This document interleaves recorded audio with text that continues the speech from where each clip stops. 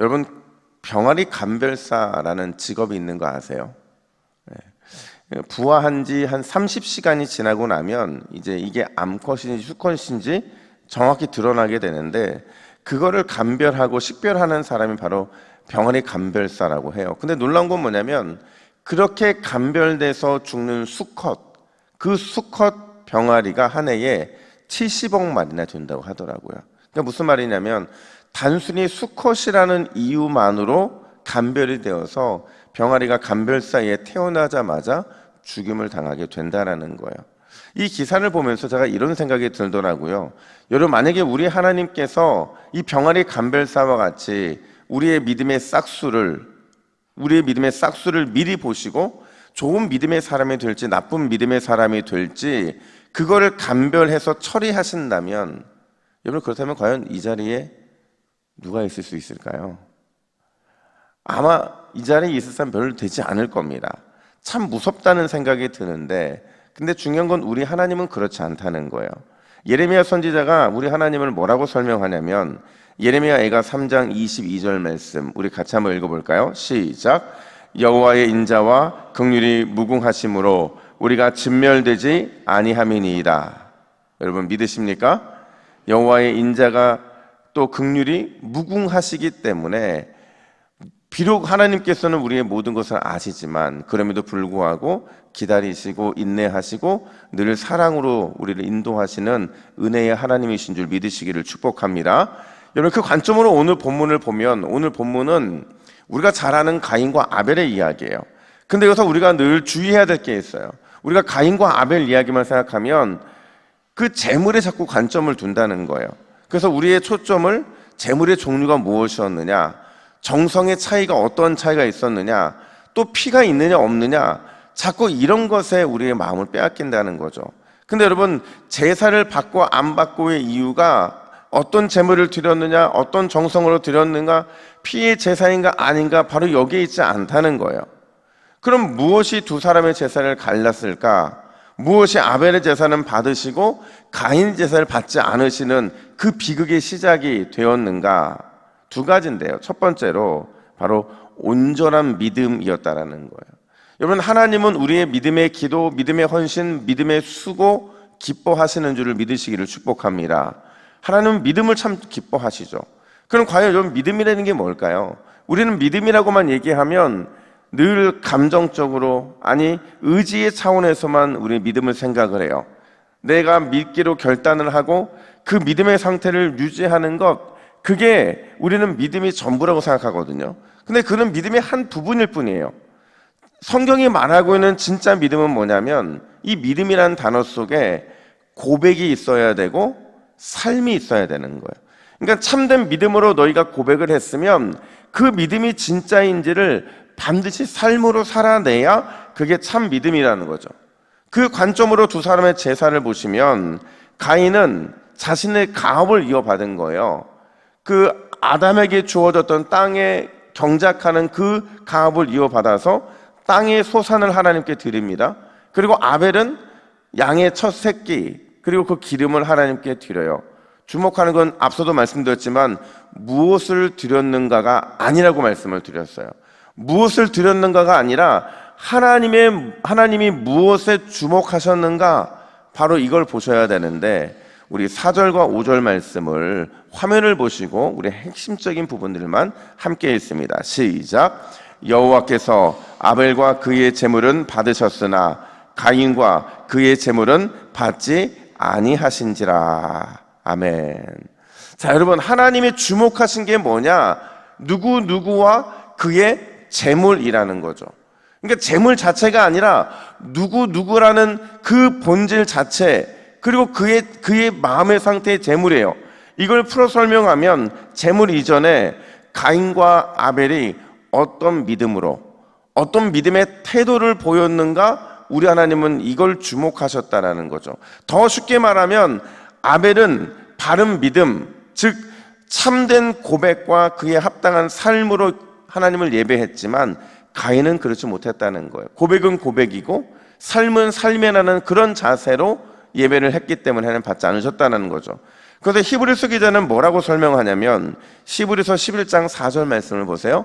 우리 같이 읽습니다. 시작. 믿음으로 아벨은 가인보다 더 나은 제사를 하나님께 드림으로 의로운 자라 하시는 증거를 얻었으니 하나님이 그 예물에 대하여 증언하심이라.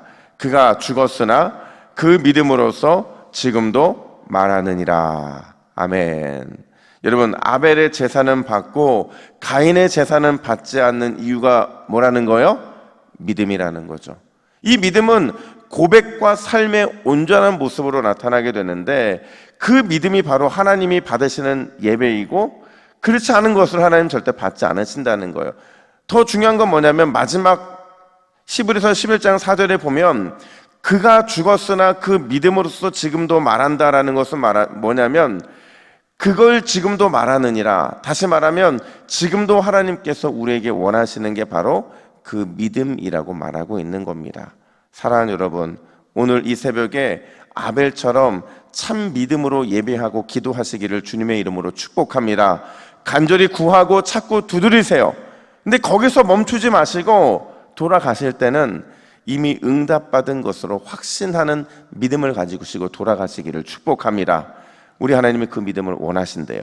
그리고 그 원함에 합당한 삶을 기뻐하신다고 말씀하세요. 오늘도 고백과 삶의 온전한 믿음으로 주님의 기쁨 되시기를 예수님의 이름으로 축복합니다. 뿐만 아니라 두 번째로 믿음의 결과, 그 결과는 주님의 몫이라는 사실을 우리는 반드시 기억을 해야 된다는 거예요. 여러분, 저와 여러분들이 신앙생활하면서 가장 위험할 때가 언제인 줄 아세요? 가장 위험할 때는요, 내가 막 타락하고 그럴 때도 위험하지만 진짜 위험할 때는 언제냐? 내가 주님의 몫을 대신하려고 할 때, 그 주님의 역할을 대신하려고 할 때 우리는 가장 위험한 상황인 거예요. 무슨 말이냐면 우리 주님께서 맡겨주신 역할, 그 역할에 한계가 있다라는 거죠.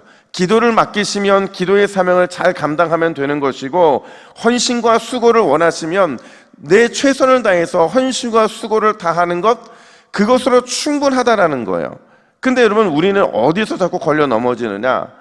내가 기도한 것에 대해서, 내가 헌신과 수고를 한 것에 대해서 그 결과까지도 내가 좌우하려는 모습이 우리 안에 있기 때문에 그런 거죠. 그게 우리를 걸려 넘어지게 만들고 그게 가장 위험한 상태라는 거예요. 가인이 그랬죠. 하나님께서 자기 예배를 받지 않으시자 5절에 보면 안색이 변했대요. 그리고 분노가 가득했대요. 이거는 내가 하나님께서 주시는 그 결과까지 좌우하려는 그 태도의 모습에 담겨 있는 거거든요. 근데 하나님이 그에게 뭐라고 말씀하시냐면 7절에서 이렇게 유명한 말씀을 하십니다. 우리 7절 말씀 같이 읽습니다. 시작. 내가 선을 행하면 어찌 낯을 들지 못하겠느냐? 선을 행하지 아니하면 죄가 문에 엎드려 있느니라. 죄가 너를 원하나 너는 죄를 다스릴지니라. 아멘. 한마디로 예배를 받고 안 받고는 누구의 몫이라는 거예요? 하나님의 몫, 주님의 몫이라는 거예요. 주님의 판단이 그랬으면 가인의 입장에서는 아벨과 비교하지 말고 더 나은 믿음의 태도로 예배하면 되는 거예요.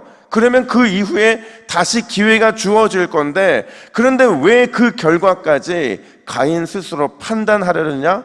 그 책망을 주님이 하고 계시더라는 거죠. 그리고 결국에는 이걸 넘지 못해서 인류 최초의 살인자라는 그 죄의 오명을 받게 되잖아요. 여러분, 우리도요, 항상 하나님의 판단과 하나님의 결정 앞에 서게 될 거예요. 나의 모든 믿음의 그 결과를 우리는 결과지로서 받게 될 거라는 거죠. 그때 우리가 반드시 기억해야 되는 게 주님의 경계, 우리와 주님과의 경계를 침범해서는 안 된다라는 거예요. 하나님의 판단, 하나님의 결정은 하나님 자신의 몫이라는 사실을 우리는 늘 기억하고 그 몫을 인정하고 믿음으로 반응하면 반드시 우리에게 하나님께서는 또 다른 기회를 주실 줄로 믿습니다. 그리고 그 기회는 가장 선한 주님의 인도하심으로 나타나게 될 거라는 거예요. 여러분, 오늘도 그 믿음으로 이 혼란한 세상에서 날마다 승리하시기를 주님의 이름으로 축복합니다. 우리 화면 보시고 같이 기도의 제목을 읽습니다. 함께 읽습니다. 시작. 주여, 고백과 삶의 온전한 믿음으로 하나님의 기쁨 되게 하옵소서. 항상 하나님의 결정 앞에 믿음으로 순복하게 하옵소서. 아멘. 함께 기도하겠습니다. 하나님 아버지, 오늘 이 새벽에 주님의 주권 우리의 삶에 있음을 고백합니다. 날마다 고백과 삶의 온전한 믿음을 우리에게 허락하여 주시고 그 하나님이 기뻐하시는 참 믿음으로 날마다 하나님 앞에 순종하는, 순복하는 우리 모두가 되게 하여 주시옵소서. 주님은 반드시 우리의 믿음을 달아보실 줄로 믿습니다. 주님이 원하시는 그 믿음의 반응으로 오늘도 주님 앞에 영광 올려드리는 복된 삶이 되게 하여 주시옵소서. 감사드리며 예수님의 이름으로 기도하옵나이다. 아멘.